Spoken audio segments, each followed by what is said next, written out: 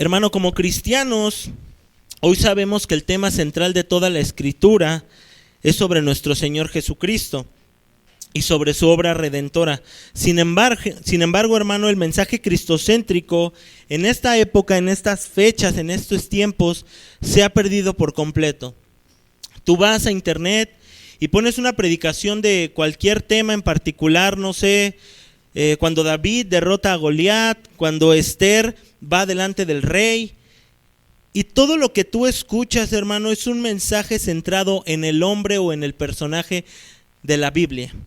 De David te dicen que seas como David y que derrotes a tus gigantes, que seas valiente como Esther, que seas una persona que tengas esperanza como la tuvo Josué. Sin embargo, la Escritura no se trata de ellos. Si nosotros profundizamos, nos damos cuenta que fueron hombres pecadores, hermano. Si hay una diferencia entre nosotros y ellos, hermano, la única diferencia es el tiempo. Porque al igual que ellos, hermano, nosotros somos pecadores y ellos eran personas pecadoras. Nuestro Señor Jesucristo, cuando iba a camino de Emaús, ahí en Lucas, cuando se encuentra con sus discípulos, Él les habla y les dice todo lo que de Él declaraban las Escrituras, desde Moisés, los profetas. Toda la Escritura, hermano, se trata de Cristo, hermano. De hecho, nuestro pastor el domingo habló de eso, que toda la Escritura trata de Cristo. Y en este pasaje, hermano, muchos predicadores o muchas personas han tomado esa misma línea, diciendo que aquí lo que debemos aprender es que cuando nosotros nos debilitemos necesitamos amigos que nos ayuden a levantar las manos. Y de eso, hermano, no se trata este pasaje. Nosotros nos encontramos en este pasaje en la primera batalla que tiene Israel después de salir de Egipto. Israel ya había recibido el maná, Israel había visto cómo pasaban secos por el Mar Rojo, habían visto las plagas que se habían derramado sobre Egipto, y este pueblo, hermano, era un pueblo necio, donde versículos antes se habían quejado contra Dios. Y inicia el capítulo 17 hablando del agua que sale de la roca que Moisés golpea. Y este pueblo, versículos después del versículo 8 al versículo 16, tiene una victoria inminente, pero una victoria que obviamente por ellos no hubieran ganado. Aquí hay varias cosas que nosotros, o que yo quiero, hermano, que aprendamos hoy, y es que tenemos la necesidad de alguien que interceda por nosotros, en primer lugar. Segundo lugar, hermano, que nosotros, que en este pasaje vemos a un Moisés, a un líder débil. Y por último, vemos al Dios que consigue la victoria para su pueblo. Y esto es, hermano, algo que nosotros debemos de tomar en cuenta siempre que leamos de la Escritura. La Escritura no se trata de aquellos personajes, sino se trata de Cristo. Amén. Y cuando nosotros vemos a Cristo, hermano, estas historias, estos textos tienen muchísimo mayor peso. Amén. Vamos a leer los primeros versículos. Versículo 8 dice aquí: entonces vino Amalec y peleó contra Israel en Refidim. Aquí no se dice que Israel provocó a Amalec, sino que Amalec ataca, y más adelante en Deuteronomio se nos dice cómo es que fue ese ataque. Fue un ataque malintencionado, un ataque por la espalda, un ataque traicionero.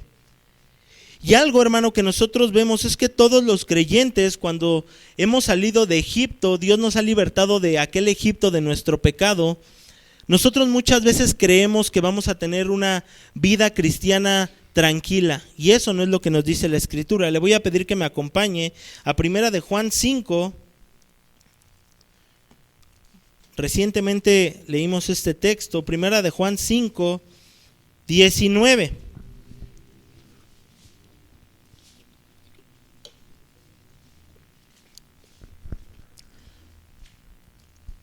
5:19 dice: sabemos que somos de Dios, ¿y qué? Y el mundo entero está bajo el maligno. Mi hermano, este pueblo había sido un pueblo que había sido libertado por Dios. Dios había conseguido la libertad para ellos.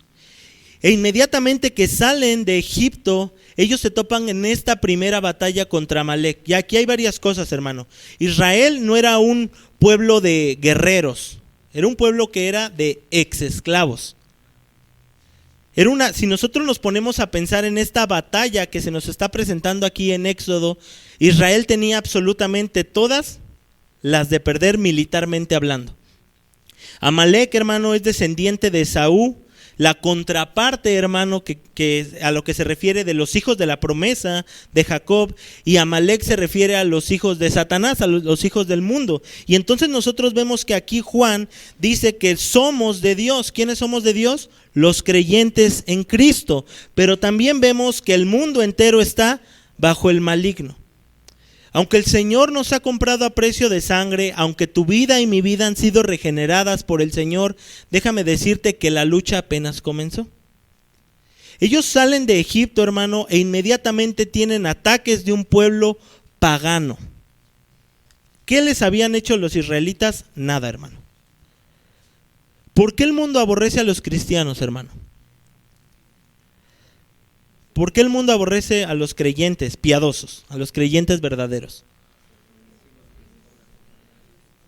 Porque sus obras son malas. Si nosotros nos ponemos a pensar por qué el mundo ataca tanto a los creyentes, por qué el mundo ataca tanto a los pensamientos de los hijos de Dios, es porque las obras del mundo son malas. La palabra del Señor nos dice ahí en Juan 3 que los hombres amaron más las tinieblas que su luz porque sus obras eran malas. Y cuando nosotros venimos a Cristo, hermano, nuestras obras cambian. Cristo mismo dice allí en Mateo que Él enviaría a sus hijos como ovejas en medio de lobos. Hermano, cuando Israel sale de Egipto, inmediatamente un pueblo los ataca, y es algo que nos va a pasar a nosotros también. Nosotros en Cristo hemos sido regenerados, hemos sido justificados y tenemos todas y cada una de las bendiciones en Cristo, de las cuales Pablo habla en Efesios 1. Pero algo que también, hermano, tenemos que aprender es que estamos en medio de una guerra, hermano. Pero de una guerra que Cristo ya ganó por nosotros, hermano. Y que nosotros, poniendo la mirada en ese Salvador, nosotros vamos a ganar esa guerra, hermano. Vamos a Deuteronomio 25, 17 y 18.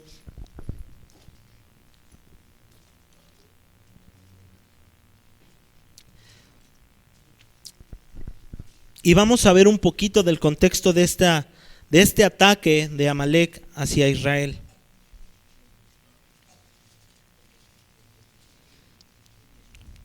Deuteronomio 25, 17 al 18.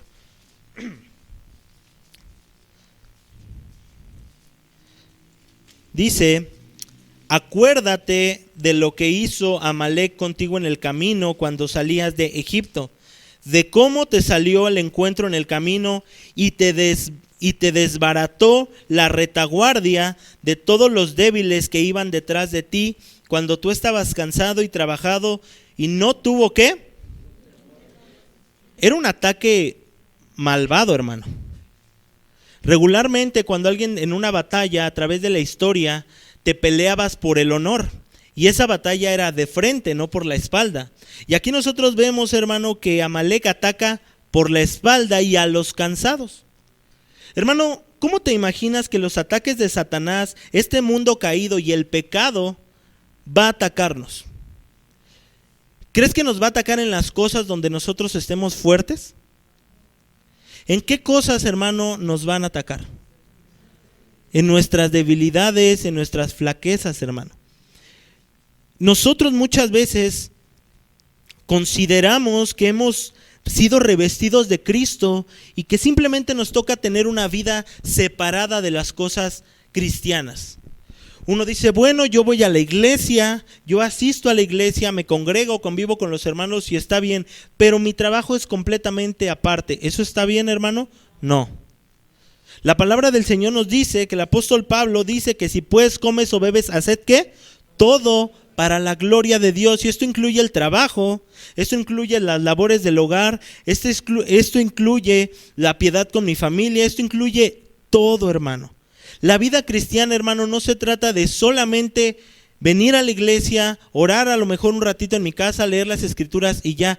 Toda nuestra piedad se tiene que ver reflejada en todo lo que hagamos. Por eso, hermano, es que nosotros estamos en este mundo caído con una lucha tremenda. Dime algo, hermano, ¿en tu trabajo ha habido personas que te han desesperado? ¿Cómo has reaccionado? ¿Como creyente o como impío? Hermano, ¿en tu matrimonio tu pareja te ha exasperado alguna vez? ¿Cómo ha reaccionado? ¿Como creyente o como impío? Y así nos podríamos ir con nuestros hijos, vecinos, familia, etcétera, etcétera, etcétera. Porque, hermano, esta lucha está en todos lados. En todos lados. Aquí nosotros vemos cómo Amalek va y ataca de una manera vil y ruin. Bueno, así ataca a Satanás. Es engañador, traicionero y va a utilizar cualquier medio para que nosotros caigamos, hermano. ¿Qué debemos hacer entonces los creyentes? Regresemos a Éxodo 17, versículo 9.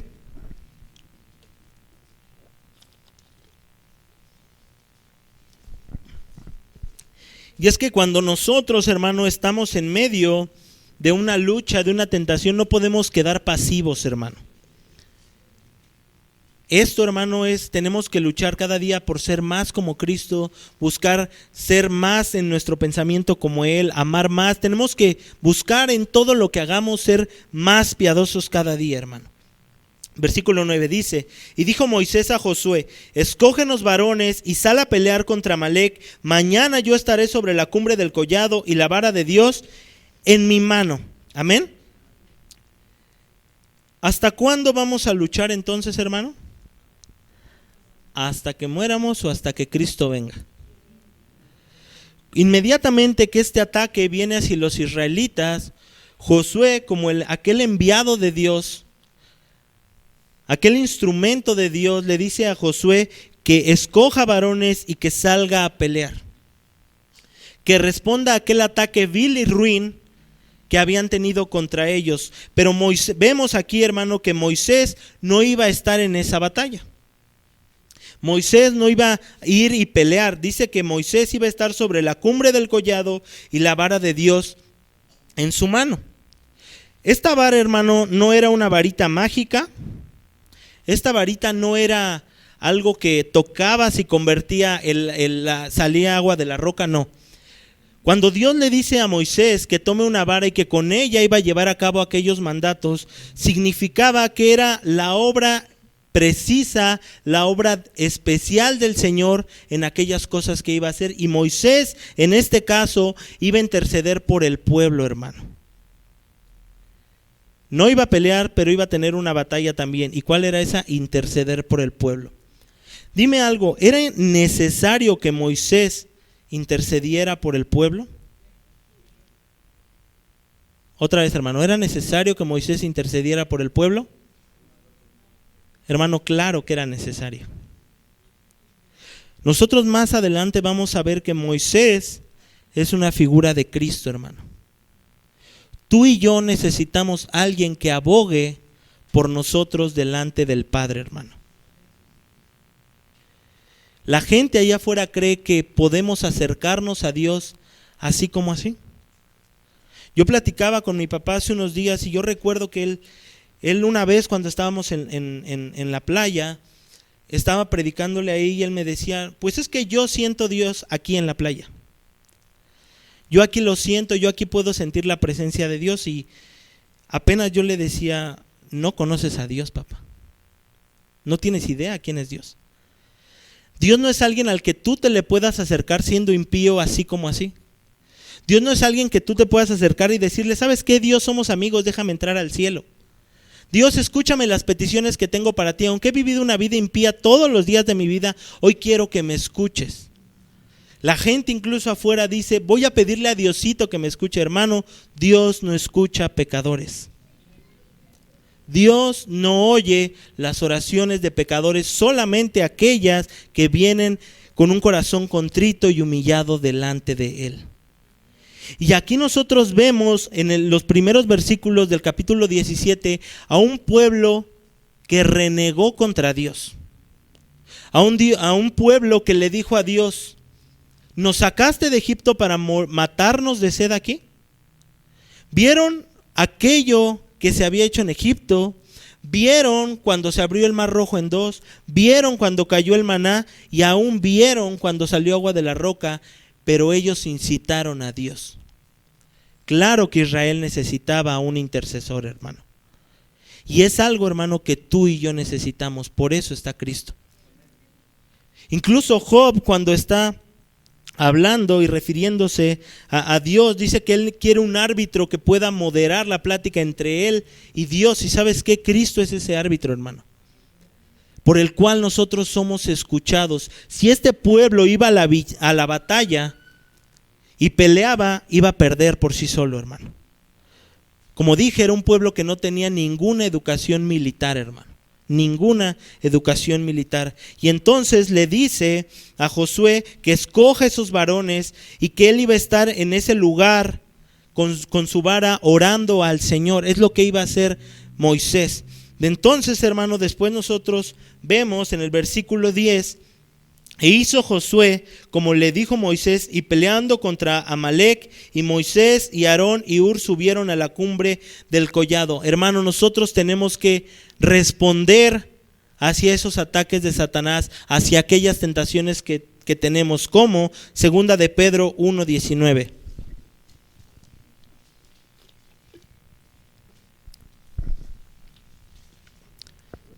Hermano, nosotros estamos siendo bombardeados por todos lados, hermano. Tú ves la televisión, cosas anticristianas.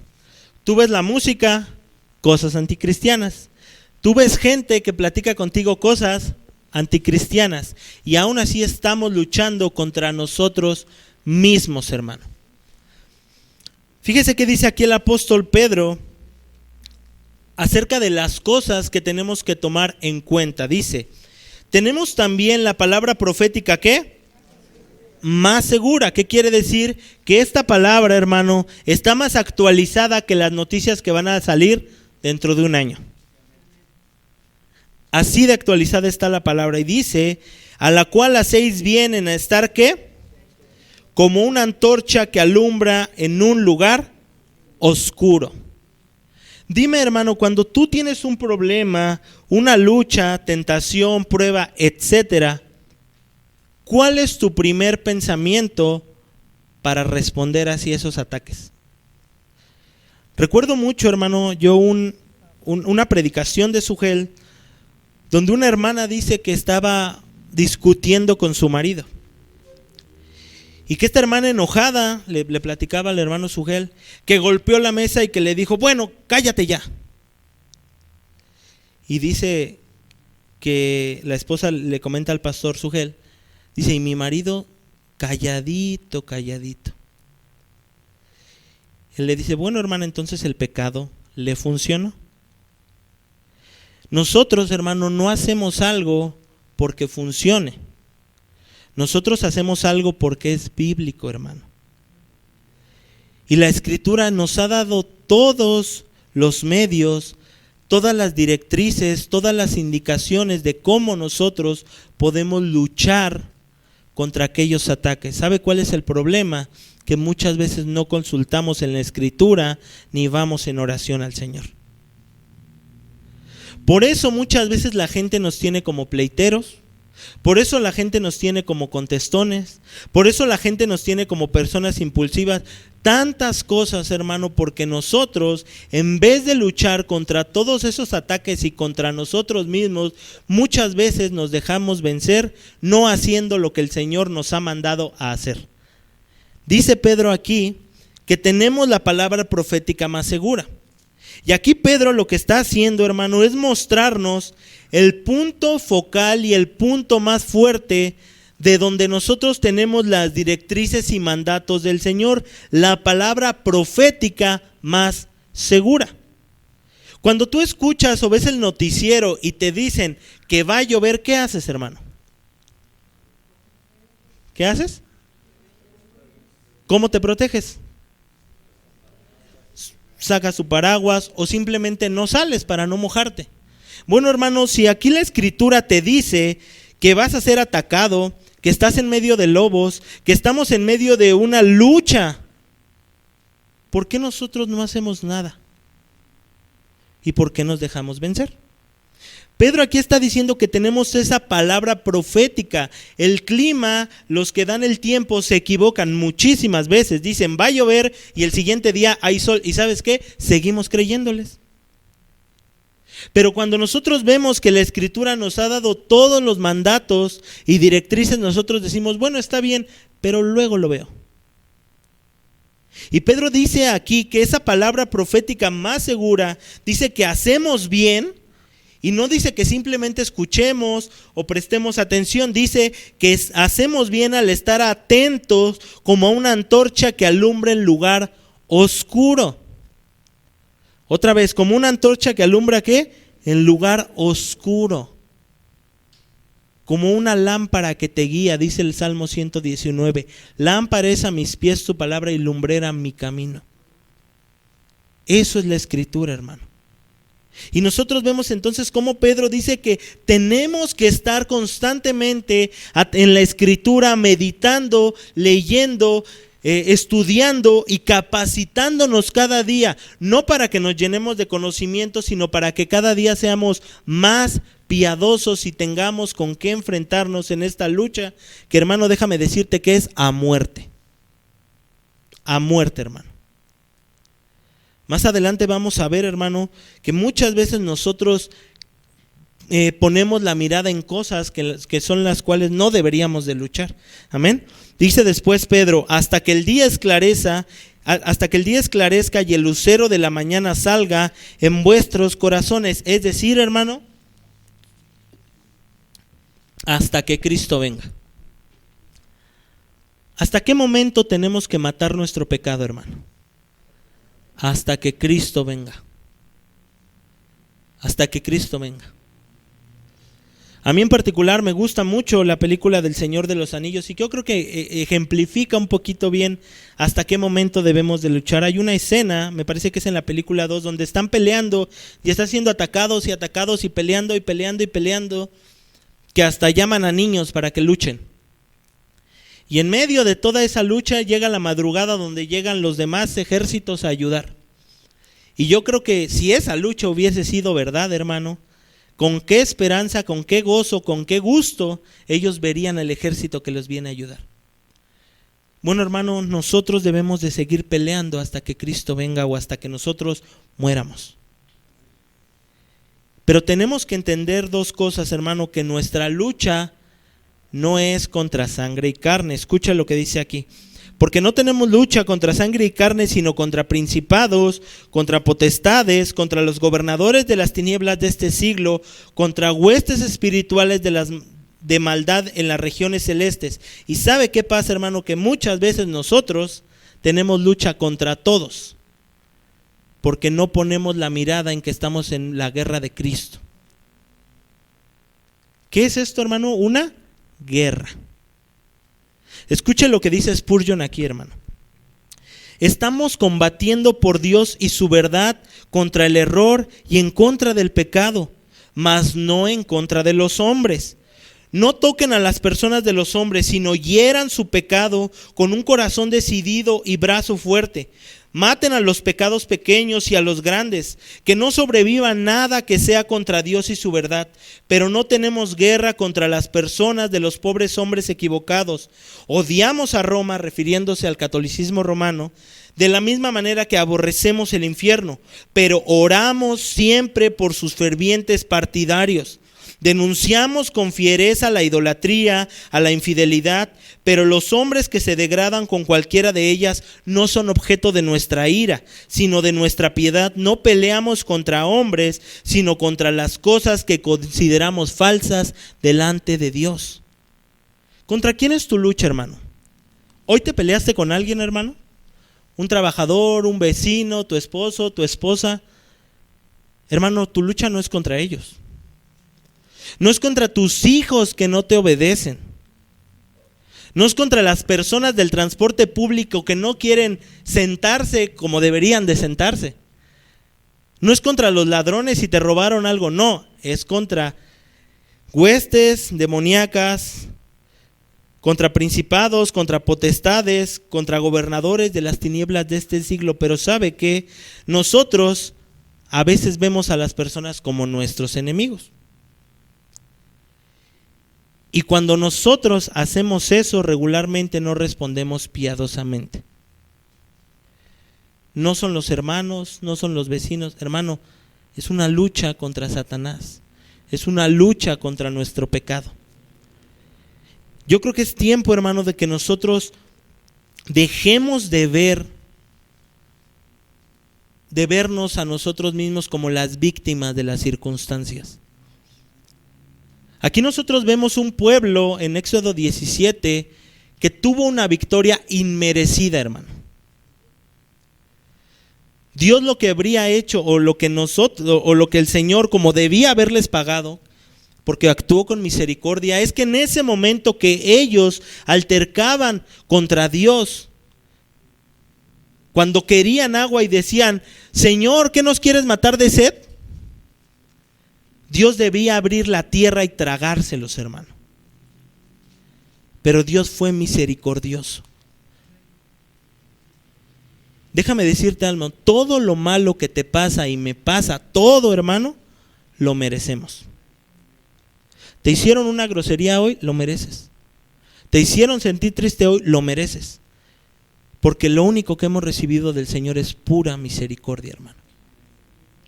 Pura misericordia.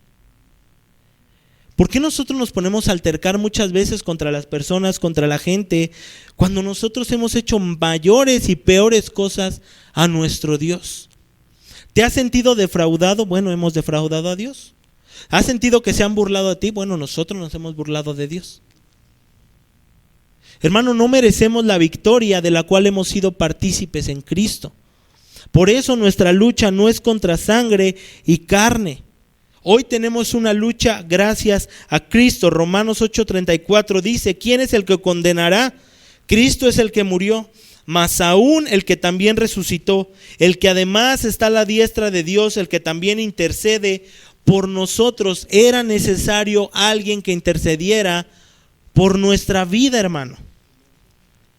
Porque nunca, hermano, podríamos acercarnos a Dios. De hecho, hermano, más adelante, cuando llega Israel, es la última parada, cuando están peleando en Refidim, la última parada que tiene Israel antes de llegar al monte Sinaí, donde Dios da su ley, hermano. Y dice la palabra del Señor que cuando Israel ve ese monte humeando, ve toda la presencia de Dios en el monte Sinaí, Israel le dice a Moisés, ve tú. Porque era un gran temor estar ante esa presencia, hermano. Israel necesitaba a quien intercediera por ellos, hermano. Y tú y yo necesitamos a Cristo, hermano.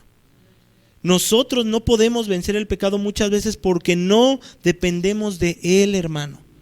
La palabra del Señor nos dice en Juan 15, en un texto ya muy conocido, que se ha leído muchas veces aquí en la iglesia,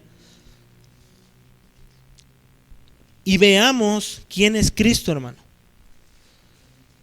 Yo soy la vid verdadera y mi Padre es el labrador. Todo pámpano que en mí no lleva fruto lo quitará, y todo aquel que lleva fruto lo limpiará, para que lleve más fruto. Ya vosotros estáis limpios por la palabra que os he hablado. ¿Tú ya estás limpio, hermano? Permaneced en mí. Cristo le dice esto a creyentes, hermano. A personas redimidas, personas regeneradas. Permanezcan en mí. ¿Por qué? Porque muchas veces nosotros queremos andar en esta vida cristiana en piloto automático, con la batería a medio cargar, hermano.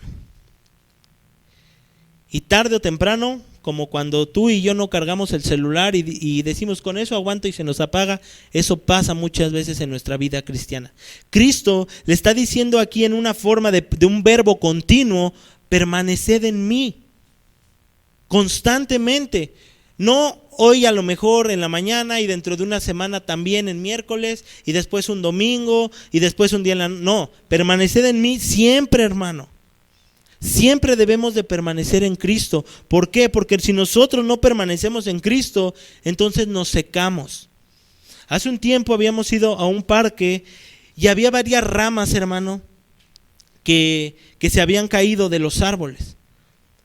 Unas ramas que yo creo eran las que recién se habían caído, eran ramas que todavía estaban verdes, que todavía tenían algo de vida. Y cuando tú querías romper esa rama era difícil, hermano. Pero después, más adelante, caminábamos y había unas ramas que por haberse desprendido de ese árbol estaban tan secas, estaban tan frágiles, que incluso las pisabas tantito y tronaban. Eso es lo que le espera a aquel que no permanezca en Cristo, hermano. Tarde o temprano, aunque parezca que que está verde, que todavía tiene fuerza, no, hermano. Si nosotros nos separamos de Cristo, nos debilitamos hasta morir. Dice versículo 4, permaneced en mí y yo en vosotros, como el pámpano no puede llevar fruto por sí mismo si no permanece en la vid, así tampoco vosotros si no permanecéis en mí. Dice Cristo, yo soy la vid y vosotros los pámpanos. El que permanece en mí y yo en él, este lleva mucho fruto. Y aquí una declaración universal e inequívoca, porque separados de mí, nada podéis hacer. Y nada en el griego, en el hebreo y en todos los idiomas significa lo mismo, nada, hermano. No podemos estar en esta guerra, en esta lucha contra Satanás, contra el mundo caído y contra nuestro pecado por nosotros mismos, hermano. Somos como niños peleando contra una montaña, hermano. Pero cuando nosotros tenemos a Cristo y dependemos de Cristo, dependemos de su palabra, entonces, hermano, estamos fortalecidos. Y en ese momento, hermano, nosotros seguiremos luchando. Vamos a regresar a Éxodo 17.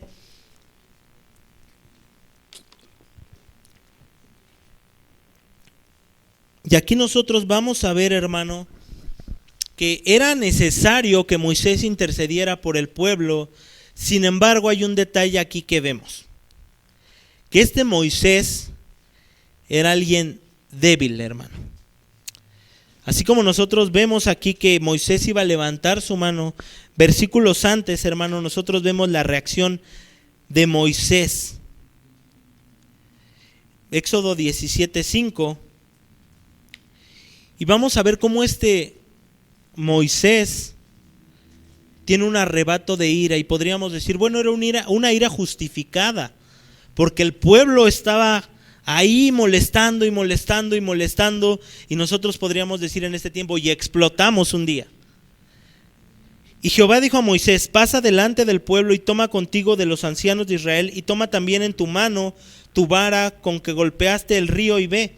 He aquí que yo estaré delante de ti allí sobre la peña en Horeb, y golpearás la peña y saldrán de ella aguas y beberá el pueblo. Y Moisés hizo así en la presencia de los ancianos de Israel, y llamó el nombre de aquel lugar Masá y Meriba por la rencilla de los hijos de Israel y porque tentaron a Jehová diciendo, ¿está pues Jehová entre nosotros o no? El pueblo se burló y porque Dios los había sacado de Egipto, hermano. Sí. ¿Con mano poderosa? Sí. En esta ocasión, Moisés golpea la piedra. Y Dios les dice después que le hable a la piedra. ¿Y qué hace Moisés? ¿Por qué hizo esto Moisés? Moisés era pecador como tú y como yo, hermano. Pecadores, pecadores, pecadores, hermano.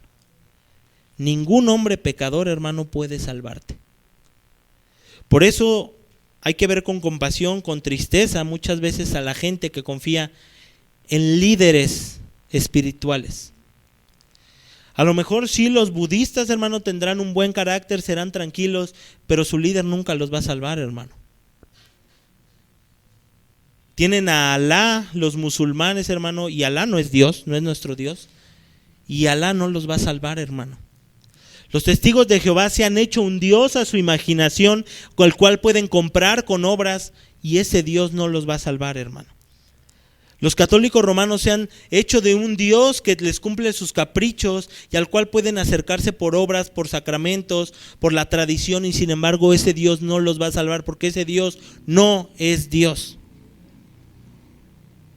Y aquí, hermano, a Israel no los iba a salvar Moisés, hermano, porque era pecador igual.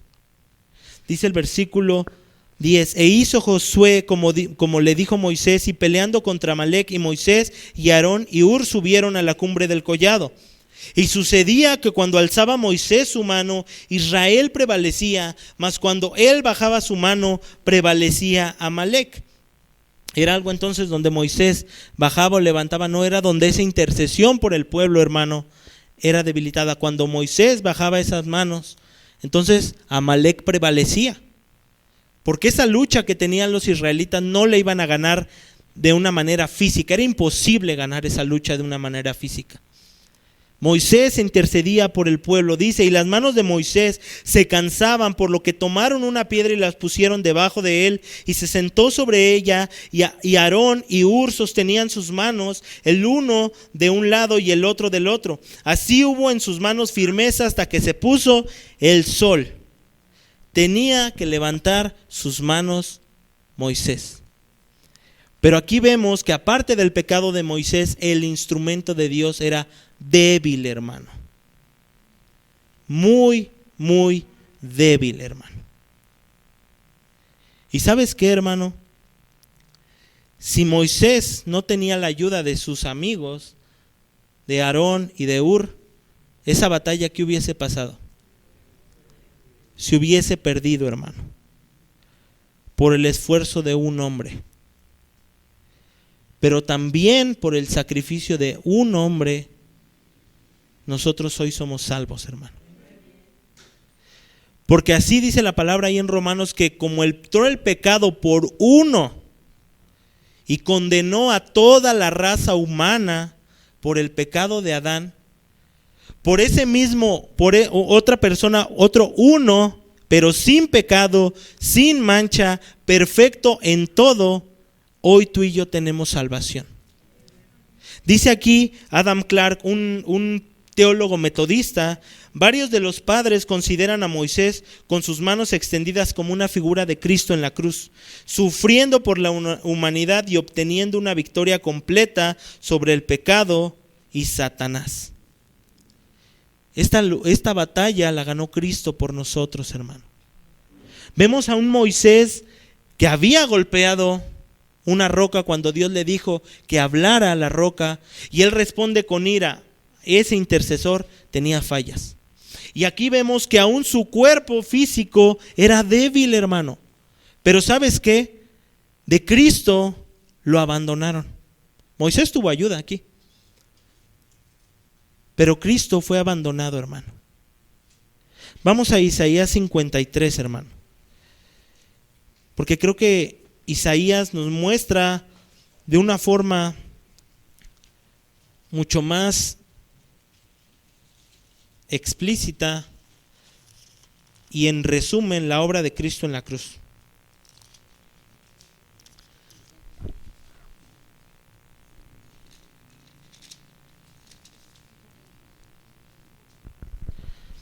¿Quién ha creído a nuestro anuncio y sobre quién se ha manifestado el brazo de Jehová? Subirá cual renuevo delante de él, y como raíz de tierra seca no hay parecer en él ni hermosura. Le veremos, mas inatractivo para que le deseemos. Despreciado, ¿y qué? ¿Tuvo ayuda Moisés para que le levantaran sus brazos? Cristo no, hermano. Varón de dolores, experimentado en quebranto, y como que escondimos de él el rostro. ¿Qué hicieron sus discípulos, hermano? Lo abandonaron. Un grupo de hombres cobardes lo seguían de lejos, y aun cuando le decían, tú seguiste a Cristo, a Pedro, ¿qué hizo Pedro? Lo negó. Cristo estuvo solo completamente, hermano. Solo. No tuvo ayuda. Fue menospreciado y no lo estimamos. Ciertamente él llevó, ¿qué? Nuestras enfermedades, sufrió nuestros dolores, y nosotros le tuvimos por azotado y por herido de Dios y abatido. Mas él herido fue por nuestras rebeliones, molido por nuestros pecados. El castigo de nuestra paz, así como el Israel tiene una victoria gracias a Moisés, a que intercedía, nosotros tenemos esta victoria gracias a Cristo. El castigo de nuestra paz fue sobre él, y por su llaga fuimos nosotros curados. Todos nosotros nos descarriamos como ovejas, a cada cual se apartó por su camino, mas Jehová cargó en él el pecado de todos nosotros. Fue abandonado, fue crucificado, Y todavía en medio del dolor y la agonía y la ira del Padre, hermano, Cristo le dice al Padre: Elí, Elí, lama sabactani, Dios mío, ¿por qué me has desamparado? Incluso su Padre lo desamparó. ¿Por qué? Porque derramó su ira sobre Cristo. ¿Y sabes qué, hermano? Así como este pueblo de Israel no merecía ser mutilado por Amalek, nosotros deberíamos ser mutilados por nuestro pecado en el infierno. Pero aquel intercesor, hermano, en la cruz del Calvario dijo: Padre, perdónalos porque no sabes lo que hacen. Y como aquel ladrón que le injuriaba a Cristo y que después, contemplando a aquel santo muriendo en esa cruz, y está hoy con el paraíso con el Señor, así nosotros somos en Cristo, hermano. Somos injuriadores, perversos, egocéntricos, peleoneros, etcétera, etcétera, etcétera. Pero tenemos la victoria en Cristo. Colosenses 2:13 al 15.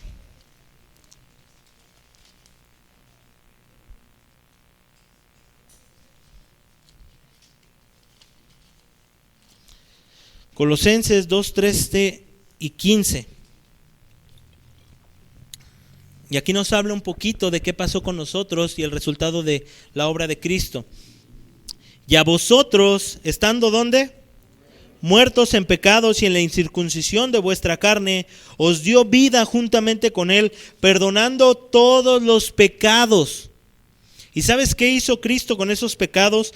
Anulando el acta de decretos que había contra nosotros, que nos era contraria, quitándola de en medio y clavándola en la cruz.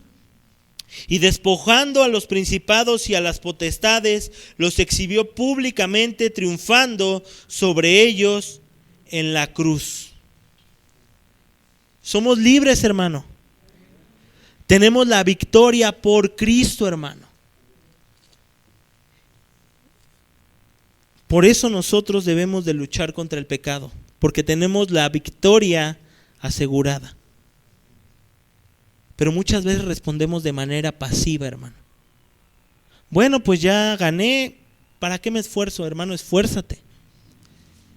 Por dos simples razones, hermano. Tenemos la historia de Pablo y su final de Pablo en 2 de Timoteo. Y aunque Pablo escribe, o pareciera que escribe de una manera depresiva, al decirle a Timoteo: ven pronto a verme, tráeme la capa que dejé en Troas, tráeme los libros, el carcelero me ha hecho males. Parece que Pablo está mal, y sabes que en este mundo acabó miserablemente. Pero Pablo dice: he peleado la buena batalla de la fe, he acabado esta carrera, ya acabé. Por lo demás solamente me espera una cosa: la corona de justicia. Pablo termina su carrera con honor, con honra. Pero muchas veces también el creyente puede tener otro final si no se esfuerza y lucha cada día por ser más como Cristo, y el final como Sansón, quien, a pesar que sí fue salvado, acabó de una manera humillante y miserable, sin ojos, siendo el escarnio de los filisteos. ¿De qué manera quieres acabar tu carrera, hermano? ¿De una manera miserable y en burla? ¿O como un creyente victorioso como Pablo? La victoria ya la tenemos asegurada, hermano, eso te lo digo. Pero busquemos y seamos cada día más como Cristo, dependiendo de Él, dependiendo de su palabra. Vamos a la última parte de Éxodo 17, versículo 13 al 16 ya. Y aquí vemos, hermano, que Moisés intercede, pero aquí vemos que la victoria no la obtuvo Moisés y no la obtuvo Josué, sino Dios. Y Josué deshizo a Amalek. Fíjese lo que pasa después de que ese intercesor levantaba las manos, ese instrumento débil. Hoy tenemos a Cristo. Dice: y Josué deshizo a Amalek. ¿Te esperarías ese resultado, hermano? Es sorprendente esto, hermano. Cómo un pueblo de no guerreros destruye a Amalec. Y no solamente dice que lo deshizo a Amalec y a su pueblo a filo de espada. Y Jehová dijo a Moisés: escribe esto para memoria en un libro. Y esto es puntualmente importante. Esto lo deberían de recordar los israelitas. Cómo Dios ganó la batalla contra Amalec, su primer batalla. Y ¿sabes qué? Aquí tenemos escritas todas las victorias del Señor. Así que si nosotros decimos, bueno, hermano, ¿qué hago para motivarme? Lee tu Biblia solamente. Medita en la Biblia. A veces creemos, hermano, que va a venir Dios a decirnos: tienes que hacer esto, tienes que hacer lo otro. No hagas esto. Por eso es ridículo, hermano, sinceramente, aquello que creen muchas personas que se dicen cristianas allá afuera. Es que el Señor me dijo que hiciera esto, es que el Señor me dijo que hiciera. Hermano, es una burla. ¿Por qué? Porque tenemos la palabra profética más segura escrita. No hay más revelación. Dios no habla. Decía John Piper, es chistoso: ¿quieres oír la voz de Dios audiblemente? Lee la Biblia en voz alta. Lee la palabra en voz alta. Y Josué deshizo a Amalec y a su pueblo a filo de espada. Y Jehová dijo a Moisés: escribe esto para memoria en un libro, y di a Josué que raeré del todo la memoria de Amalec de debajo del cielo. Más adelante nosotros vemos que el último remanente que destruye a Amalec es el rey Ezequías, pero los demás reyes van destruyéndolos poco a poco hasta que Amalec queda completamente destruido. No existe más Amalec. Y Moisés edificó un altar y llamó su nombre Jehová Nisi. Y dijo: por cuanto la mano de Amalec se levantó contra el trono de Jehová, Jehová tendrá guerra contra Amalec de generación en generación. Esto me recuerda, hermano, que Jehová Nisi, para empezar, significa Jehová es mi estandarte. La lucha no la ganaron ellos, la ganó Dios para ellos. Y ellos disfrutan de aquellos beneficios de la victoria del Señor. Y Dios le dice a Moisés que le diga a Josué que Amalec iba a ser completamente destruido, que Amalec tendría un final.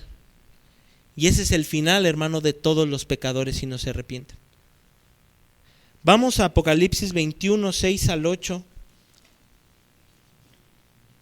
Y vamos a ver por qué es importante que hoy mires de qué lado estás. Tenemos a Amalec, quien representa el reino de Satanás y los hijos de Satanás. Y tenemos a Josué, que ganó una batalla, no por él, por un intercesor. Y Moisés no ganó porque él intercediera, sino porque dependieron del Señor. Apocalipsis 21, 6 al 8. Y me dijo el apóstol Juan: hecho está, yo soy el alfa y la omega, el principio y el fin. Al que tuviere sed, yo le daré gratuitamente de la fuente del agua de vida. El que venciere, y ¿sabes qué? En Cristo ya somos más que vencedores, heredará todas las cosas, y yo seré su Dios y él será mi hijo. Hermano, fíjate lo que aquí el creyente recibe de Cristo y vamos a recibir aquel día, hermano. Porque esta vida, hermano, la eternidad, hermano, es real. Morimos y vamos a despertar en el cielo o en el infierno. Pero escuche lo que marca la diferencia. Pero tenemos algo bueno para los hijos de Dios y una consecuencia para los enemigos de Dios. Pero los cobardes e incrédulos, los abominables y homicidas, los fornicarios y hechiceros, los idólatras y todos los mentirosos, y muchas personas dicen: bueno, yo no soy ninguna de esas primeras cosas, pero llegamos a mentirosos y todos lo somos. Tendrán su parte en el lago que arde con fuego y azufre, que es la muerte segunda. ¿Dónde vas a estar después de tu muerte? Aquí vemos a un intercesor y a Dios que ganó la victoria para Israel, y entonces ellos se dirigen a la tierra prometida. Decía Juan Bunyan en El progreso del peregrino: hacia la ciudad celestial. ¿Hacia dónde te diriges tú? ¿Hacia esa ciudad celestial o hacia el infierno? Hoy medita y pensemos bien hacia dónde nos dirigimos. Si vamos a estar del lado del Señor que ha ganado esa batalla por nosotros, o de aquel Dios que promete que destruiría por completo a Amalek, y así lo hizo, y le llegó la hora. A lo mejor los amalecitas ni siquiera se imaginaban que iban a ser destruidos y Dios los deshizo. Y eso mismo va a pasar contigo si no te arrepientes. Pero hay algo glorioso aquí. Cuando yo estaba leyendo esto de Jehová Nisi, que significa Dios es mi estandarte, recordaba las palabras del profeta Isaías en Isaías 11, 9 al 11, donde se habla del Mesías, donde se habla de Cristo, hermano. Dice: no harán mal ni dañarán en todo mi santo monte, porque la tierra será llena del conocimiento de Jehová, y como las aguas cubren el mar. Acontecerá que en aquel tiempo que la raíz de Isaí, y esto se refiere a Cristo, la cual estará puesta por pendón, que quiere decir como bandera, como estandarte, a los pueblos será buscada por las gentes, y su habitación será gloriosa. Asimismo acontecerá que en aquel tiempo que Jehová alzará otra vez su mano para recobrar al remanente de su pueblo que aún le quede en Asiria, Egipto, Patros, Etiopía, Elam, Sinar, Amat, en las costas del mar, México, China, Indonesia, todo el mundo, hermano. Y es mirar hacia Cristo. Él es un mejor Moisés, hermano. Hoy tenemos esta esperanza. Y todavía mientras está este tiempo, tú puedes correr y salvarte del infierno, poniendo esa fe en Cristo. Tan solo mira hacia Cristo. Vamos ya para terminar, hermano. Hebreos 3, 5 y 6. Porque aquí vemos al que es superior a Moisés. Hermano, y no nos cansemos de esta lucha, hermano. Cobra ánimo, cobra fuerzas, depende del Señor y sigamos, apoyémonos unos a otros. ¿Por qué? Porque todavía nos falta, hermano. Pero Cristo ya ganó esa victoria. Dice: y Moisés a la verdad fue fiel en toda la casa de Dios. ¿Sí? ¿Fue un fiel siervo Moisés? Sí. Como siervo, porque él no era el dueño de la casa.